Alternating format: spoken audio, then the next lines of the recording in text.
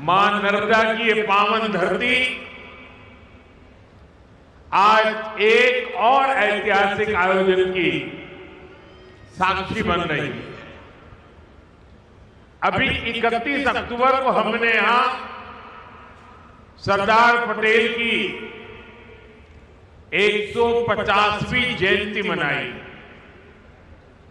हमारी एकता और विविधता को सेलिब्रेट करने के लिए भारत पर्व शुरू हुआ और आज भगवान बिरसा मुंडा की 150वीं जयंती के इस भव्य आयोजन के साथ हम भारत पर्व की पूर्णता के साक्षी बन रहे हैं। मैं इस पावन अवसर पर भगवान बिरसा मुंडा को प्रणाम करता हूं।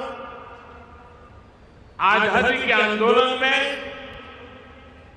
गुजरात, राजस्थान, मध्य प्रदेश और पूरे जनजातीय क्षेत्र में आजादी की अलग जगाने वाले गोविंद गुरु का आशीर्वाद भी हम सबके साथ जुड़ा हुआ है। मैं इस मन से गोविंद गुरु को भी प्रणाम करता हूं। अभी कुछ देर पहले मुझे देव मोगरा माता के दर्शन का भी सौभाग्य प्राप्त हुआ।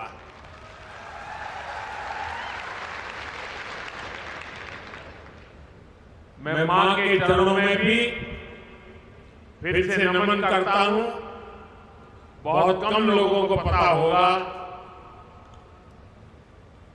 काशी विश्वनाथ कॉरिडोर उसकी चर्चा होती है, उज्जैन महाकाल की चर्चा होती है, अयोध्या के राम मंदिर की चर्चा होती है, केदारनाथ धाम की चर्चा होती है।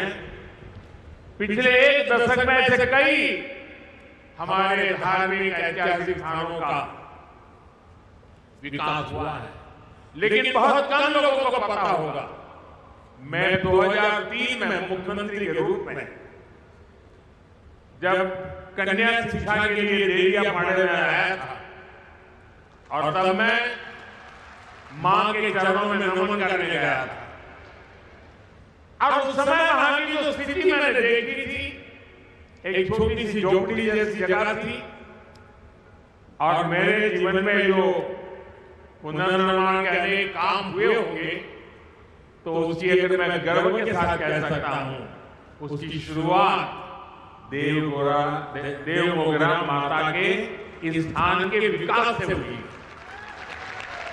और आज जब मैं गया तो मुझे बहुत अच्छा लगा कि लाखों की तादाद में आप लोग वहां आते हैं।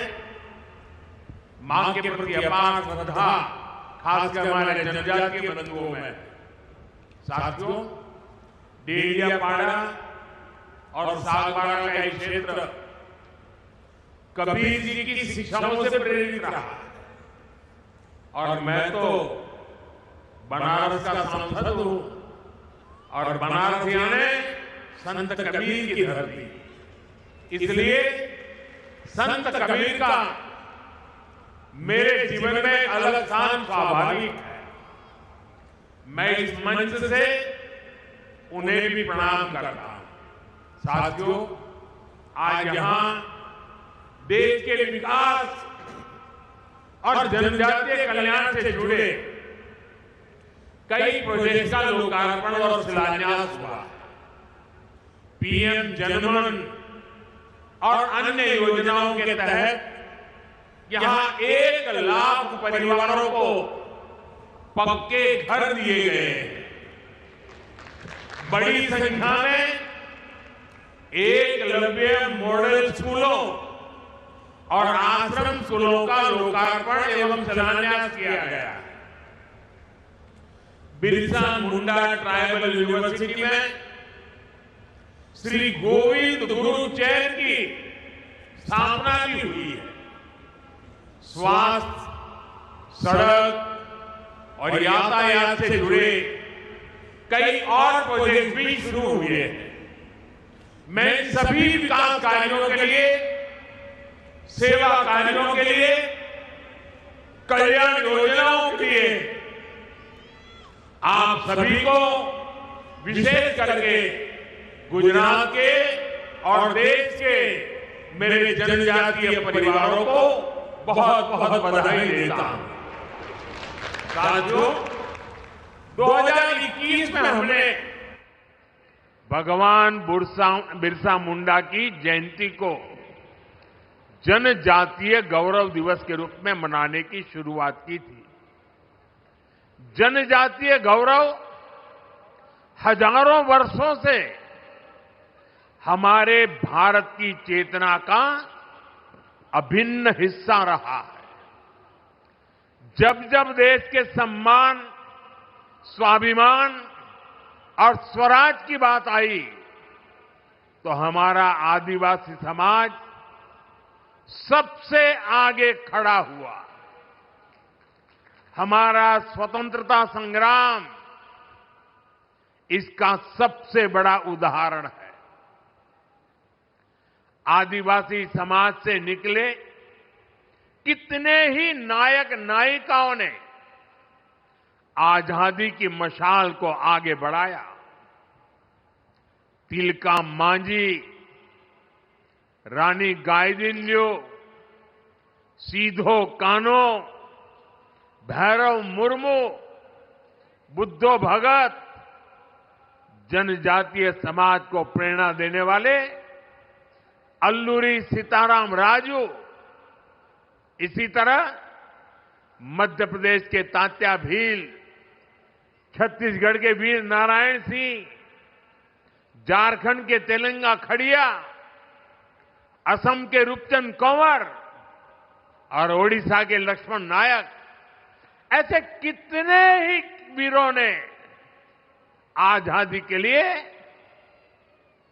अपार त्याग किया, संघर्ष किया, जीवन भर अंग्रेजों को चैन से बैठने नहीं दिया। आदिवासी समाज ने अनगिनत क्रांतियों की आजादी के लिए अपना लहू बहाया। साथियों, यहां गुजरात में भी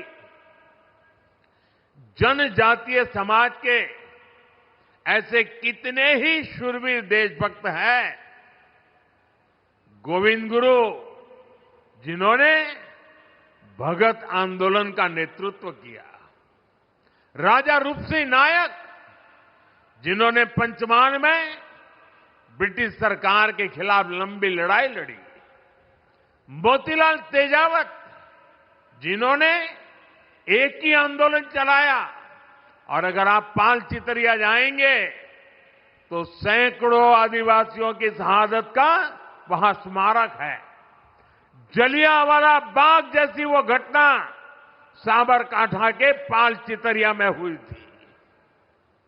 हमारी दसरीबेन चौधरी, जिन्होंने गांधी जी के सिद्धांतों को आदिवासी समाज तक पहुंचाया।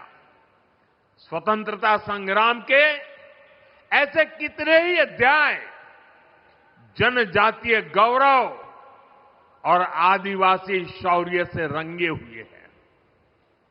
भाइयों बहनों, स्वतंत्रता आंदोलन में ट्राइबल समाज के योगदान को हम भुला नहीं सकते हैं, और आजादी के बाद यह काम होना चाहिए था। लेकिन कुछ ही परिवारों को आजादी का श्रेय देने के मोह में मेरे लक्षावधि आदिवासी भाई बहनों की त्याग, तपस्या, बलिदान को नकार दिया गया। और इसलिए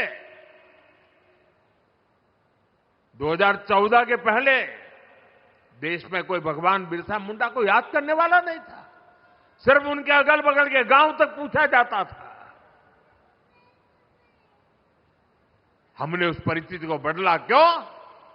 हमारी अगली पीढ़ी को भी पता होना चाहिए कि मेरे आदिवासी भाई बहनों ने हमें कितना बड़ा तोहफा दिया है, आजादी दिलवाई है।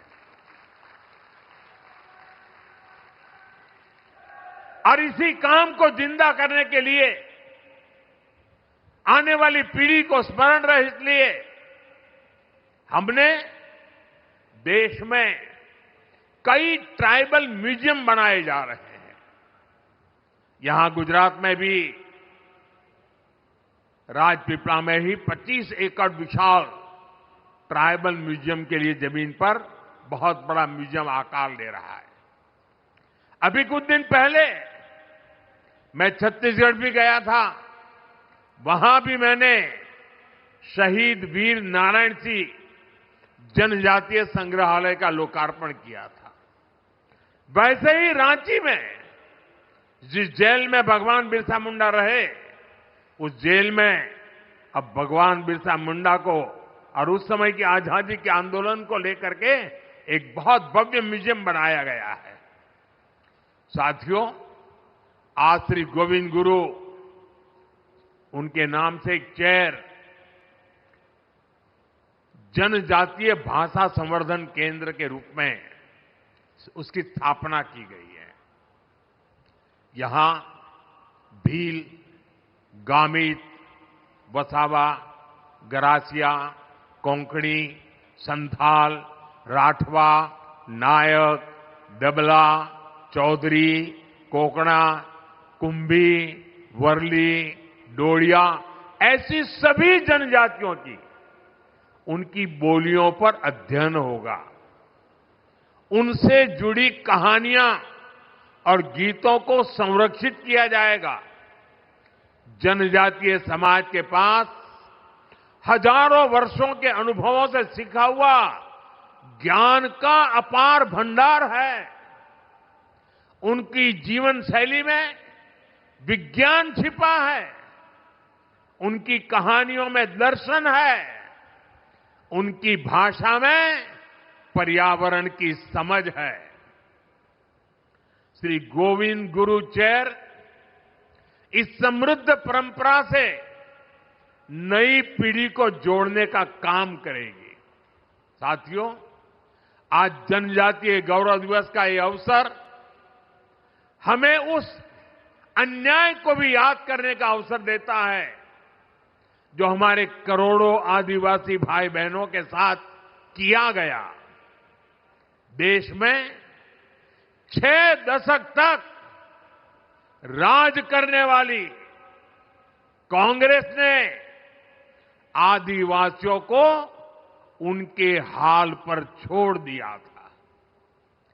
आदिवासी इलाकों में कुपोषण की समस्या थी, स्वास्थ्य सुरक्षा की समस्या थी, शिक्षा का अभाव था, कनेक्टिविटी का तो नामो निशान नहीं था।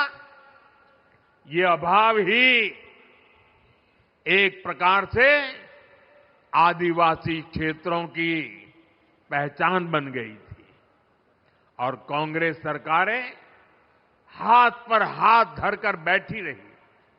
लेकिन साथियों, आदिवासी कल्याण भाजपा की सर्वोच्च प्राथमिकता रही है। हम हमेशा इस संकल्प को लेकर चले कि हम आदिवासियों के साथ हो रहे अन्याय को समाप्त करेंगे, उन तक विकास का लाभ पहुंचाएंगे। देश को आजाद तो 1947 में हो गया था। आदिवासी समाज तो भगवान राम के साथ भी जुड़ा हुआ है, इतना पुराना है। लेकिन 6 दशक तक राज करने वालों को पता ही नहीं था कि इतना बड़ा आदिवासी समाज के विकास के लिए कुछ करने की जरूरत है। साथियों, जब पहली बार अटल बिहारी वाजपेयी प्रधानमंत्री बने, भाजपा की सरकार बनी, तब देश में पहली बार जनजातीय समाज के लिए एक अलग मंत्रालय का गठन किया था। उसके पहले नहीं किया गया। लेकिन अटल जी की सरकार के बाद 10 साल जो कांग्रेस को फिर से काम करने का मौका मिला तो उन्होंने इस मंत्रालय की उपेक्षा की, पूरी तरह भुला दिया गया। आप कल्पना कर सकते हैं 2013 में कांग्रेस ने जनजातीय कल्याण के लिए कुछ हजार रुपए की योजना बनाई, कुछ हजार रुपए। एक जिले में 1000 रुपए से काम नहीं होता है। हमारी सरकार आने के बाद हमने बहुत बड़ी वृद्धि की, उसके हितों की चिंता की, हमने मंत्रालय के बजट को बढ़ाया और आज जनजातीय मंत्रालय का बजट अनेक गुना बढ़ा करके हमने आज जनजातीय क्षेत्रों के विकास का बीड़ा उठाया है। शिक्षा हो, स्वास्थ्य हो, कनेक्टिविटी हो, हर क्षेत्र में हम आगे बढ़ने का प्रयास कर रहे हैं। साथियों, एक समय यहां गुजरात में भी आदिवासी इलाकों में स्थिति बहुत अच्छी नहीं थी। हालात ये थी कि अंबाजी से उमरगांव तक पूरे आदिवासी पट्टे में एक भी साइंस स्ट्रीम की स्कूल तक नहीं थी, साइंस स्कूल नहीं थी। डेडियापाड़ा और सागबारा जैसे इलाकों में विद्यार्थियों को आगे पढ़ने का मौका नहीं मिल पाता था। मुझे याद है जब मैं गुजरात का मुख्यमंत्री था तो मैंने यहां डेडियापाड़ा से ही कन्या केलवनी महोत्सव शुरू किया था। तब बहुत सारे बच्चे मुझसे मिलते थे और वो बच्चे बहुत सपने देखते थे, बहुत कुछ बनना चाहते थे। किसी को डॉक्टर बनने का मन था, कोई इंजीनियर बनना चाहता था, कोई साइंटिस्ट बनना चाहता था। मैं उन्हें समझाता था शिक्षा ही इसका रास्ता है। आपके सपनों को पूरा करने में जो भी बाधाएं हैं उन्हें हम दूर करेंगे, मैं विश्वास देता था। साथियों, स्थितियों में बदलाव के लिए हमने दिन रात मेहनत की, उसी का परिणाम है आज गुजरात के आदिवासी पट्टे में मैं जब मुख्यमंत्री बना उसके पहले जहां साइंस स्ट्रीम की स्कूल नहीं थी, आज उस आदिवासी पट्टे में 10,000 से ज्यादा स्कूल है। पिछले 2 दशकों में आदिवासी इलाका में 2 दर्जन साइंस कॉलेज, सिर्फ स्कूल नहीं, science college, commerce college, arts college बने हैं। भाजपा सरकार ने आदिवासी बच्चों के लिए सैकड़ों हॉस्टल तैयार किए। यहां गुजरात में 2 ट्राइबल यूनिवर्सिटी भी बनवाई। ऐसे ही प्रयासों से यहां भी बड़ा बदलाव आया है। 20 साल पहले जो बच्चे अपना सपना लेकर मुझसे मिलते थे, अब उनमें से कई डॉक्टर और इंजीनियर है तो कोई रिसर्च फील्ड में काम कर रहा है। साथियों, आदिवासी बच्चों का भविष्य उज्जवल बनाने के लिए हम दिन रात काम कर रहे हैं। बीते 5-6 वर्षों में ही केंद्र सरकार ने देश में एकलव्य मॉडल आदिवासी स्कूलों के लिए 18,000 करोड़ रुपए से ज्यादा खर्च किए। छात्राओं के लिए स्कूल में जरूरी सुविधाएं उपलब्ध कराई गई। इसका नतीजा ये है कि इन स्कूलों में एडमिशन लेने वाले ट्राइबल बच्चों की संख्या में 60% की वृद्धि हुई है। साथियों, आदिवासी युवाओं को जब अवसर मिलते हैं तो वो हर क्षेत्र में बुलंदी को छूने की ताकत रखते हैं।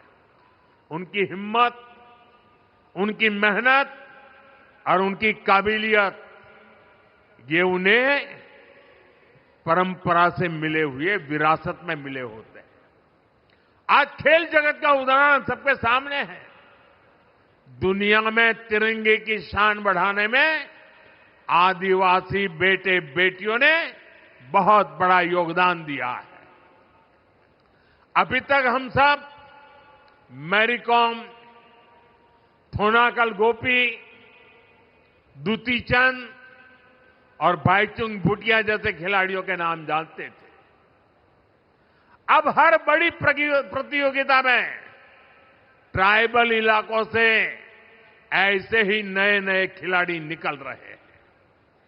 अभी भारत की क्रिकेट टीम ने विमेन वर्ल्ड कप जीतकर इतिहास रचा है। उसमें भी हमारी एक जनजातीय समाज की बेटी ने अहम भूमिका निभाई है। हमारी सरकार आदिवासी इलाकों में नई प्रतिभाओं को तलाशने और उन्हें आगे बढ़ाने के लिए लगातार काम कर रही है। जनजातीय क्षेत्रों में स्पोर्ट्स फैसिलिटीज को भी बढ़ाया जा रहा है। साथियों, हमारी सरकार वंचित को वरीयता के विजन पर काम करती है। इसका बहुत बड़ा उदाहरण ये हमारा नर्मदा जिला भी है। पहले तो ये अलग नहीं था, वो भरूच जिले का हिस्सा था, कुछ सूरत जिले का हिस्सा था, और ये सारा इलाका कभी पिछड़ा माना जाता था। हमने इसे वरीयता दी, हमने इस जिले को आकांक्षी जिला बनाया और आज ये विकास के कई पैरामीटर्स में बहुत आगे आ गया है। इसका बहुत बड़ा लाभ यहां के आदिवासी समुदाय को मिला है। आपने देखा है केंद्र सरकार की कई योजनाओं को हम आदिवासी बहुल राज्यों और वंचित वर्गों के बीच जाकर ही लॉन्च करते हैं। आपको याद होगा 2018 में मुफ्त इलाज के लिए आयुष्मान भारत योजना लॉन्च हुई थी। ये योजना हमने झारखंड के आदिवासी इलाके में रांची में जाकर के शुरू हुई थी और आज देश के करोड़ों आदिवासी भाई बहनों को इसके तहत 5 लाख तक मुफ्त इलाज की सुविधा मिल रही है। सरकार ने आयुष्मान आरोग्य मंदिर की शुरुआत भी आदिवासी बहुल छत्तीसगढ़ से की थी। इसका भी बहुत बड़ा लाभ जनजातीय वर्ग को मिल रहा है। साथियों, आदिवासियों में भी जो सबसे पिछड़े आदिवासी हैं, हमारी सरकार उन्हें विशेष प्राथमिकता दे रही है। जिन क्षेत्रों में आजादी के इतने दशक बाद भी जहां न बिजली थी, न पानी पहुंचाने की व्यवस्था थी, न सड़क थी, न अस्पताल की सुविधा थी, इन इलाकों के विकास का विशेष अभियान चलाने के लिए हमने झारखंड के खूंटी से पीएम जनमन योजना शुरू की थी। भगवान बिरसा मुंडा के गांव में गया था। उस मिट्टी को माथे पर चढ़ा करके मैंने आदिवासियों के कल्याण के संकल्प लेकर के निकला हुआ इंसान हूं और देश का मैं पहला प्रधानमंत्री था जो भगवान बिरसा मुंडा के घर गया था। और आज भी भगवान बिरसा मुंडा के परिवारजनों के साथ मेरा उतना ही गहरा नाता रहा है। पीएम जनमन योजना पर 24,000 करोड़ रुपए खर्च किए जा रहे हैं। साथियों, धरती आबा जनजातीय ग्राम उत्कर्ष अभियान भी पिछड़े आदिवासी गांवों के विकास की नई गाथा लिख रहा है। देश भर में अब तक 60,000 से अधिक गांव इस अभियान से जुड़ चुके हैं। इनमें से हजारों गांव ऐसे हैं जहां पहली बार पीने का पानी पाइपलाइन से पहुंचा है और सैकड़ों गांवों में टेलीमेडिसिन की सुविधा शुरू हुई है। इस अभियान के तहत ग्राम सभाओं को विकास की धुरी बनाया गया है। गांवों में स्वास्थ्य, शिक्षा, पोषण, कृषि और आजीविका पर सामुदायिक योजनाएं तैयार हो रही है। ये अभियान दिखाता है कि अगर कुछ ठान लिया जाए तो हर असंभव लक्ष्य भी संभव बन जाता है। साथियों, हमारी सरकार आदिवासियों के जीवन से जुड़े हर पहलू को ध्यान में रखकर काम कर रही है। हमने वन उपज की संख्या को 20 से बढ़ाकर करीब 100 किया है। वन उपज पर एमएसपी बढ़ाई। हमारी सरकार मोटे अनाज श्री अन्न को खूब बढ़ावा दे रही है, जिसका फायदा आदिवासी क्षेत्रों में खेती करने वाले हमारे आदिवासी भाई बहनों को मिल रहा है। गुजरात में हमने आपके लिए वन बंधु कल्याण योजना शुरू की थी। इसको आपको एक नई आर्थिक मजबूती मिली। और मुझे याद है जब उस योजना को मैंने शुरू किया था तो महीनों तक अलग अलग आदिवासी क्षेत्रों से लोग मेरा धन्यवाद करने और मुझे सम्मानित करने के लिए आते। इतनी बड़ी परिवर्तनकारी थी। मुझे आज खुशी है कि भूपेंद्र भाई उस वन बंधु कल्याण योजना का विस्तार कर रहे हैं और अब उसे जनजातीय कल्याण योजना के रूप में नए विस्तृत कार्यक्रमों के साथ आपकी सेवा में प्रस्तुत किया जा रहा है। भाइयों बहनों, आदिवासी समुदायों में सिकल सेल ये बीमारी एक बहुत बड़ा खतरा रही है। इससे निपटने के लिए जनजातीय इलाकों में डिस्पेंसरी, मेडिकल सेंटर और हॉस्पिटल की संख्या बढ़ाई गई है। सिकल सेल बीमारी से निपटने के लिए राष्ट्रीय स्तर पर अभियान चल रहा है। इसके तहत देश में 6 करोड़ आदिवासी भाई बहनों की स्क्रीनिंग हो चुकी है। साथियों, नई राष्ट्रीय शिक्षा नीति के तहत स्थानीय भाषा में पढ़ाई की सुविधा भी दी जा रही है। आदिवासी समाज के जो बच्चे केवल भाषा के कारण पिछड़ जाते थे, वो अब स्थानीय भाषा में पढ़ाई करके खुद भी आगे बढ़ रहे हैं और देश की तरक्की में अपना ज्यादा से ज्यादा योगदान दे रहे हैं। साथियों, हमारे गुजरात के आदिवासी समाज के पास कला की भी अद्भुत पूंजी है। उनकी पेंटिंग्स, उनकी चित्रकलाएं अपने आप में खास है। एक बेटी वहां चित्र लेकर के बैठी है, वो देने के लिए लाई लगती है। ये हमारे एसपी जी के लोग जरा ले लो इस बेटी के पास से। यहां से मुझे लगता है कुछ वर्ली पेंटिंग भी दिखता है उसमें। धन्यवाद बेटा, आपका अगर उसमें अता पता होगा तो मैं चिट्ठी लिखूंगा आपको।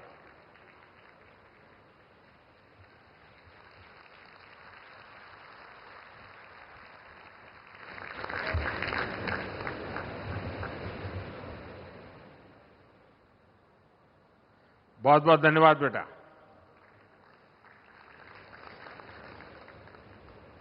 कला, चित्र ये यहां सहज है।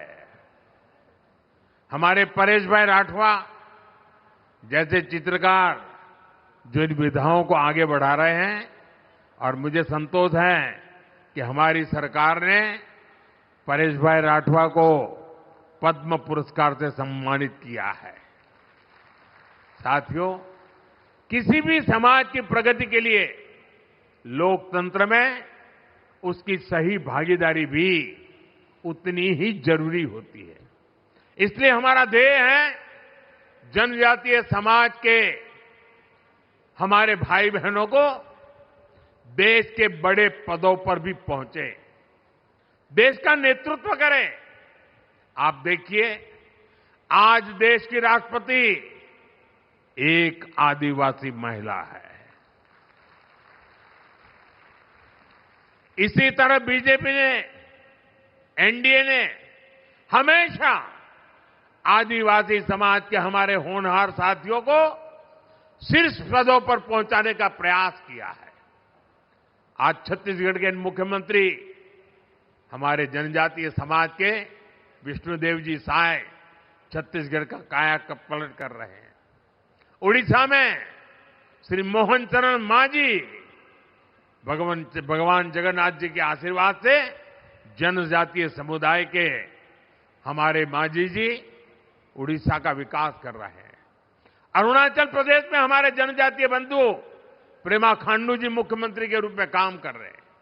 नागालैंड में हमारे जनजातीय बंधु नेफ्यू रियो काम कर रहे हैं। हमने कई राज्यों में आदिवासी मुख्यमंत्री बनाए। देश के कई राज्यों की विधानसभाओं में हमारी पार्टी ने आदिवासी स्पीकर बनाए। हमारे गुजरात के मंगूभाई पटेल मध्य प्रदेश में गवर्नर है। हमारी केंद्र सरकार में सर्बानंद जी सोनोवाल आदिवासी समाज से हैं और पूरी शिपिंग मिनिस्ट्री संभाल रहे हैं। वे कभी आसाम के मुख्यमंत्री हुआ करते थे। साथियों, इन सभी नेताओं ने देश की जो सेवा की है, देश के विकास में जो योगदान दिया है, वो अतुलनीय है, अभूतपूर्व है। साथियों, आज देश के पास सबका साथ सबका विकास के मंत्र की ताकत है। इसी मंत्र ने बीते वर्षों में करोड़ों लोगों का जीवन बदला है। इसी मंत्र ने देश की एकता को मजबूती दी है और इसी मंत्र ने दशकों से उपेक्षित जनजातीय समाज को मुख्य धारा से जोड़ा है। इतना ही नहीं, संपूर्ण समाज का नेतृत्व हो रहा है। इसलिए आज भगवान बिरसा मुंडा की 150वीं जयंती के पावन पर्व पर हमें सबका साथ सबका विकास के मंत्र को मजबूत करने की शपथ लेनी है। न विकास में कोई पीछे रहे, न विकास में कोई पीछे छूटे। यही धरती आबा के चरणों में सच्ची श्रद्धांजलि है। मुझे विश्वास है हम सब एक साथ मिलकर आगे बढ़ेंगे और विकसित भारत के सपने को पूरा करेंगे। इसी संकल्प के साथ आप सभी को एक बार फिर जनजातीय गौरव दिवस की शुभकामनाएं।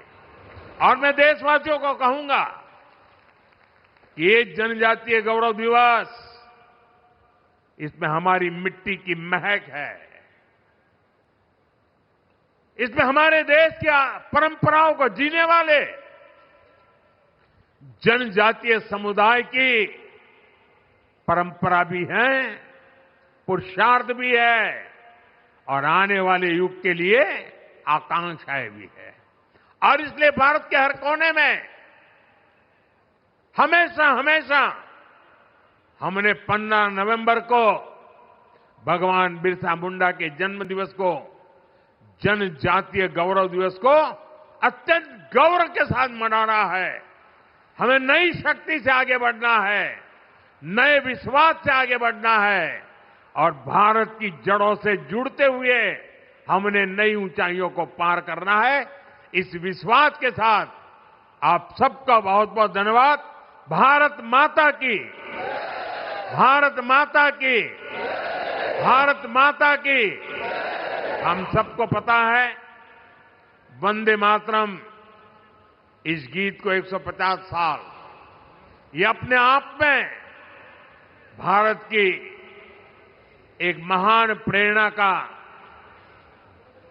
लंबी यात्रा का, लंबे संघर्ष का, हर प्रकार से वंदे मातरम एक जो मंत्र बन गया, उसके 150 वर्ष हम मना रहे हैं। मेरे साथ बोलिए, वंदे वंदे वंदे वंदे वंदे वंदे वंदे वंदे वंदे। बहुत बहुत धन्यवाद।